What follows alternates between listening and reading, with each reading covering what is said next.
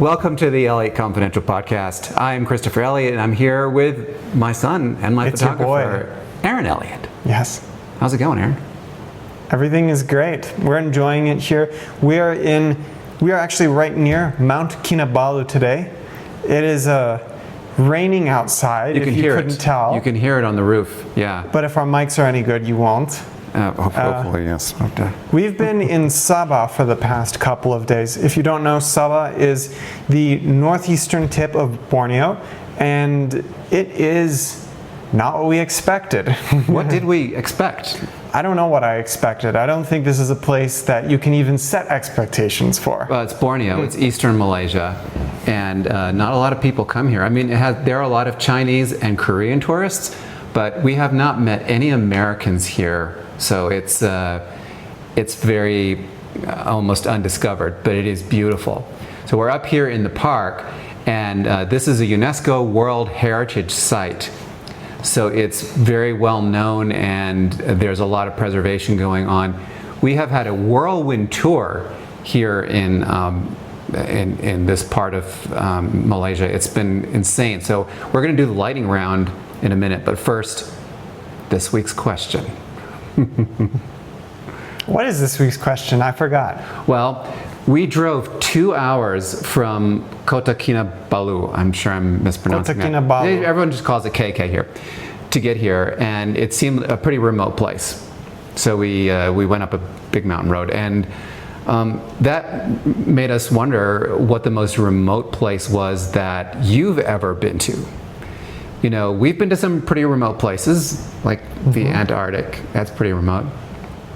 How about you? So this week's question is, what's the most remote place that you've been to? Let's have a look at where we are right now. This is our hotel. It's the Sutera Sanctuary Lodge in Kinabalu Park. And it is pretty cool. It's kind of funky, you know, but in a good way funky. There's there's a fireplace here, and the rooms are pretty big, but it looks like it was built, I think it was actually built in the 1960s. So when you get here, it's there's these big ceiling fans, and you think that in a place like Borneo, everything will be warm, but it's actually pretty cool right now. Yeah, it's very rustic. It reminds me a lot of this one homestay. It wasn't a homestay. It was like a little, I don't even know, is some country sort of out in the middle of Chile that we stayed in about a year and a half ago. Pucón, it was Pucón. It was a place called Yagipuyi, and it was a lot like this, except a little less humid. Yes, and the food was a little bit different too. We're going to talk about food in a minute. Yeah. Actually, we have so much to talk about, so Yeah. let's just get right to it. That's a podcast thing to say. Let's get right to it. We are, as I said before, we're in Sabah, which is in Borneo. And in the last podcast, we actually talked about some of the interesting linguistic things that they have going on. So they do speak English here, but they also speak Malay, and there are a couple of other indigenous languages. But when I say they speak English, you know, it's not like the English that we're used to and that we're using right now. It's Malaysian English, or Minglish, as they like to say. So we walked through town, there's a mall across the street from our hotel. We walked through, and we saw some really interesting signs that we just had to take pictures of and share with you. Yes. My favorite one, though, happened when we were on a boat tour to see some of the proboscis monkeys. Yeah. And that was, please do not feed the animal. It's like some kid that's really into death metal, wears his hair long. Yeah, right. It's like, just one animal. They meant to say animals, but sometimes they don't pluralize. So that's the one thing that we've learned about English is pluralization is optional. One of the other things, and we're going to talk about some of the food items that we have been enjoying. It was just some of the unfortunate translations. Here's one in a mall. It's called Four Fingers Crispy Chicken. And the reason that to us that seemed funny was because what happened to the other finger? Did it end Why is it 4 fingers? I guess chickens have 4 fingers. Did it end up in the fryer somehow? I don't know. We'll never find out because we're vegans, but if you ever go to Malaysia, you might want to try Four Fingers chicken to see how it is. The other one that I like was the way that they like to say the word cheap. It's actually not cheap, it's economic. So you have right here a sign for economic rice. Maybe economic rice is that rice futures. Who knows? Yeah. Yeah. Which brings us to Malaysian food. And this is Aren's area of expertise, since all he does is think about food.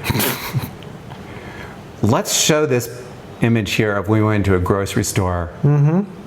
Aren, will you explain what this is here? So this is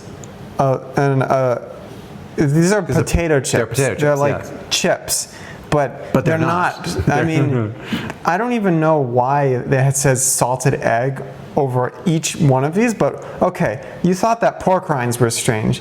This one says, you know, fish skin. Okay, and salmon skin. Salmon skin. I think everyone, you know, when we ate fish, we would always take the skin off, but now it looks like the skin has been turned into a delicacy that you can eat while you're watching the big game. Yeah, I mean, and you look at the price, 50 ringgit, that's like $10 for like a bag of chips. It must be good. Crazy. Well, no, look, you can see the prices there. The 20 ringgit salted for the egg potato chips are only 20 ringgits. It's 4 ringgits to the US dollar. But the salted egg fish skin is 54 ringgits. It's like $12. Yeah. That's a lot of money. Okay, the main dish here is something called nasi lemak. Nasi lemak, right? Yes. And this is what it looks like here. This is the non-meat version. Yes. Nasi lemak usually has a hard-boiled egg, fried anchovies, and what else? Sambal. Sambal is like it's a chili paste with prawns or shrimp, sort of shrimp paste, basically. This is kind of the healthy version. It's got tofu and then peanuts, and then beyond that, if you just look right the next plate over, that's all steamed. No, that's fried vegetables. But after we had those fried vegetables, we said, okay, let's steam them next time because they're using a lot of palm oil. Yes, palm oil, I didn't know this, but we talked to an expert on sustainability, and he said that palm oil is one of the most sustainable forms of cooking oil because palm tree plant just produces so much oil. But palm oil also is full of saturated fat. It's like eating butter. And it's like when when you use that much oil, it's like pouring oil into your food. The stir fry, it's delicious, but it's also filled with what is like essentially butter, except it's vegan, but I can't believe it's not butter. Yeah. Dessert is the highlight of any meal in Malaysia, and they have a lot of desserts called kui. Basically, it's a sweet thing, is what kui means in Malay, I believe. But if you are Malay and you're watching this, and I got it wrong, I'm sorry. Anyway, this has got coconut on the outside, as you can see, and then kind of this green rice, I think it's rice dough. And then on the inside, it has a surprise. Sometimes it's got liquid, sometimes it has little pieces of sugar inside it. They're very, very good though, and I ate, as you can see, because I kind of puffed out, I got my chipmunk cheeks. I probably ate too many of those. Yeah. Well, the kui are great. They have a lot of, I mean, you were telling me and you told everyone about this. So now it's time for us to talk about this on the podcast. We're not that far from the Philippines. Kui lenggang is a type of dessert that they have here. That's rice dough, and inside is coconut, or it's also sometimes spicy banana. Coconut, and or banana, but it's that green dough. It's coconut and sugar wrapped in. It's very, very good. I highly recommend it. Yes. You can't have just one. I just was eating them nonstop. Now, there are certain things that kind of get lost in translation, and when we walked through our favorite mall in KK, we saw this. Yes. This is a nasi lemak. With cookies. Made out of cookies, or made with cookies? Instead of rice. So, and this is Famous Amos, a brand that we know in the United States, but something happened to Famous Amos when he came to Malaysia. Something very strange. Very, very strange. Started making nasi lemak with his cookies. Anyway, would you eat this, Aren? Unfortunately, just because none of it is vegan. I mean, you took away the one part that was almost certainly vegan, the rice, and you replaced it with cookies. But they smell so good. Now, that would be interesting if you could do a vegan version of that, but I'm not holding my breath because that must be one hell of a meal. Yeah, no, I don't think I would do that, but to each their own. We have seen people eating some strange things here, to us strange, but to them not so strange. And actually, we have not had a bad meal here yet. The only thing I would say is the food is very well spiced. The only thing I would say is that they do use a lot of oil. So if you don't like oil, you have to come here and say, please use less oil or steam the vegetables or something like that. But don't.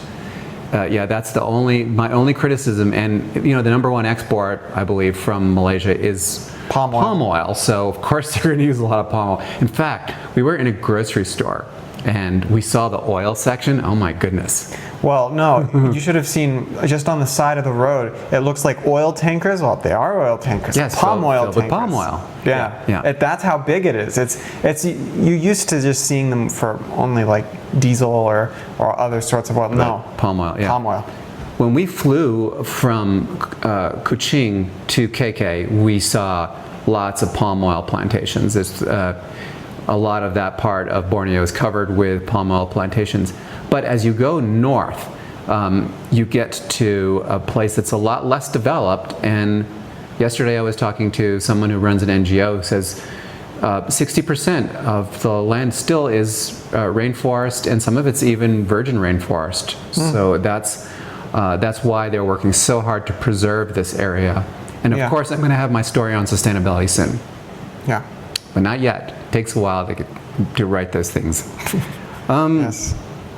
We stayed, in addition to staying at this lodge, we also stayed at the Hyatt Centric, which is a brand new hotel. And I wanted to show you this picture from our stay because this is something that's designed, you might recognize the architecture a little bit. It's designed by a Japanese architect named Kengo Kuma. And he's the same guy who designed the Olympic Stadium in Tokyo. What did you think of the hotel? Wow, that was a very, very cool looking hotel. Yes. And I really enjoyed being there. They had an interesting thing with the elevators. So you know how everyone says, oh, well, if you double tap on the right floor on the elevator, it'll actually unpress it. Well, they got those elevators here. So that was really cool. Other than that, it has really good views, but one of the interesting things you'll find out if you ever go to Kota Kinabalu is that right across the bay where they have the island is Pulau something. There's an invasion. It's like a Filipina colony, and they call it Filipina because people come from the Philippines. Yeah, these are supposedly the Pujao people. Yeah. So these are like they call them like scuba cowboys, or I forget exactly. They're forage. Pirates, but they are very good at diving, and that's what they're very well known for. So very interesting. You're right close to that, and they come here for work, of course. We shouldn't mince words. They're like the illegal immigrants. They come from the island, and then they settled in this kind of shanty town, but it's on stilts. So it's very interesting over water. Thing. We have some pictures later that we can show, but we should also kind of do the lighting around of where we've been and what we've done, because I think that if you come to this part of Borneo, you're going to want to try some of these things. Mari Mari Cultural Village. I've never seen people have such a good time at a cultural village as here. Yeah. It really is. I mean, the last cultural village in the last podcast, they were having a good time. They were having a good time. But still, I think that the people were taking themselves very seriously. This took it to a different level. This was like going to a state fair, where you go and they have food and drink for people to try. Yes, and clowns. They even have a trampoline. It's surprising. I wouldn't have expected a trampoline. And they also allow you to use blow darts, which is really cool. Not the poison tip blowdarts. Not the poison tip, but you can try your skill at doing a blow dart at like a coconut far away. So now in this picture that I took, you're sitting next to the chief inside one of the longhouses, and it looks like you're having a great time there, Aren. That's our guide to the left. Yes. He's very animated. Yes. He had an extremely dry sense of humor. Yes, actually a lot of people there have very dry sense of humor. So yes. One of the things is a lot of these villages, so you go to a longhouse that's supposed to represent a different culture. A lot of those cultures were actually headhunters. Yes. As early as when the Japanese invaded, they were headhunters. No, way before then. In fact, also way before then. When the Japanese invaded, they lost their heads because they invaded their territory and that's what I was saying. Yes. But basically, yeah, it's funny because the people they're dressed up like in all the traditional garments, and some of them they'll walk by and they'll be like, there was a guy who was like looking at you and they were not taking themselves very seriously. But there were these kids there, and they had the kids really worried. I think they were talking about the headhunters. They like messing around with you, but in a lighthearted way. Yeah. No one lost their head. But this area is known for its headhunters. Yep. But there are no more headhunters there. At least that's what they say. Guyana Marine Resort. This is a picture of the resort. It is on these stilts in the water, but this is a resort. It's not the village we were talking about. Cool thing about this is that they are trying to bring back giant clams. And this is a picture here of the giant clams. These are always baby clams before they become giant clams. And so they've got them in the water there. And then they put them in the water, and then they turn into big clams. This is a big clam. Yeah, I didn't know that, but those giant clams, they can live up to like 80 years. Yeah. We were talking with someone, they said that the clams can get up to a meter. So this one's a meter. Yeah, no, is 1.5 meters wide. The Japanese ones in Okinawa can get like 2.5 meters, they said. That's crazy. That's a big clam. Mm-hmm. We also went to a place called Cleus Wetlands to see some monkeys. They love their monkeys here. Yes, and they've got lots of them. If you go out in the afternoon, not afternoon, the evening. Don't forget the bug repellent. Evening. Yeah. Lots of monkeys. So you can't miss them. Proboscis monkeys, which are the ones with the big noses and the big bellies. Mm-hmm. And then the macaques. Those were the two that we saw. And they were... the macaques actually didn't seem to care that we were there, but the proboscis monkeys, they were screaming. They were screaming at us. Yeah. So. Yeah. I didn't know this about proboscis monkeys, but they basically survive. All they can eat is poison leaves and fruit, and they have to be poison. If you feed them non-poisonous stuff, they just die. Yeah. Like you give them bananas, they die. Which is interesting. You would expect like a monkey wants to eat things that are not poisonous, but no. Proboscis monkey, completely different story. And the other monkeys, they'll be fine. Yeah, but the proboscis, they'll be fine. Yeah, no, they'll be fine if you give them like bananas. Here's you in action. This is your on assignment National Geographic moment. Yeah, you're taking pictures of the monkeys, and look, they even got a picture of me here. Grandma. It's Grandma, is that you? Yes. We had a really good time there, though. I enjoyed that a lot. The one cool part about that experience that we weren't able to really photograph because it was so dark was that they have these fireflies that respond to other lights, and they're not super bright, but very interesting. It's like a Christmas tree, except not as bright. We haven't seen fireflies in a long time. They do have them when I was growing up in New Jersey and visiting family. We had fireflies, but never like this. So the whole tree lights up, and then it pulsates in tandem, all of them together, like in concert, and it's really cool. So if you want to see lots of fireflies, if you go, make sure that you bring lots of bug repellent too, because the mosquitoes are out there too. The river itself, though, is really neat when you go out there on the river. It's really peaceful. You see people fishing. There's people, throwing their nets in and catching Shrimp. prawn. That's what I said. Prawn, shrimp, whatever. Same thing. It's there were moments there when I really enjoyed the weather was good. It wasn't raining too much, although it's been raining intermittently since we got here. But it just was a very peaceful and beautiful moment, and I think that's what Borneo is all about. Is these? It's just got a lot of natural beauty, and it's got a very interesting climate too. The people are extremely friendly. I don't think we've met anyone who was even halfway mean. Everyone was friendly and nice to us.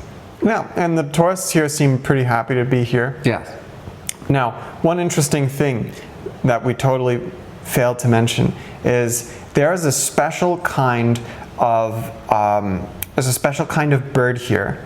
And this goes into our strange signs and strange foods thing. Oh, There's a special kind of, what is the swallow? It's a swallow. It's a kind of swallow. And the swallow has a very special spit that they use in order to create a nest. So it doesn't create a nest out of other plants or things. It actually creates it out of its own spit. And these swallows, their nests are they're highly prized for Chinese market. And because of that, people want to buy these swallow nests. And so when you're going around the river, which we did yesterday, to see proboscis monkeys, etc., there are people playing special sounds to attract the swallows, so they build their nests there. And then they take the nests and they'll actually sell them, and sometimes they'll put it into a powder so people can drink the nest. It's a drinkable nest. So I got a picture of this. I couldn't believe it. It said drinkable bird's nest. Like, what the hell is this? Yeah, right. But it's a real thing, and here you can actually buy drinkable bird's nest. But it's a swallow's nest, and it's technically just swallow's spit. I don't really know about the health benefits, to be honest, but it's interesting. Nothing is proven, but there's a lot of demand for it. So yeah. I mean, I don't know. Maybe these nests do have health benefits. I have no idea. Yeah. In our last podcast, we asked the question: have you stopped visiting a place because of a change they've made? And you had a lot of responses. Catherine writes, "I've stopped visiting the United States." Okay, fair enough. I don't blame you. I think that a lot of people are avoiding the U.S., especially after what has happened in the last week with some of the people being detained at the border. Hopefully things will get better. Hopefully.